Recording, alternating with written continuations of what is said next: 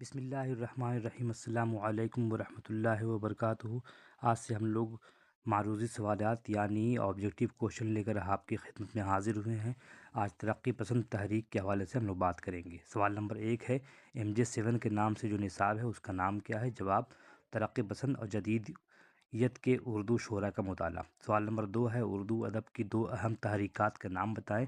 Number 1 علی گڑھ تحریک، number 2 ترقی پسند تحریک۔ سوال نمبر 3 ہے، علی گڑھ تحریک کا قیام کب عمل میں آیا؟ جواب، 1857 یعنی پہلی ناکام جنگ آزادی کے بعد۔ سوال نمبر 4 ہے، علی گڑھ تحریک کے بانی کون تھے؟ جواب، سر سید احمد خان۔ سوال نمبر 5 ہے، ترقی پسند تحریک کا قیام کب عمل میں آیا؟ جواب، 1936 عیسوی میں۔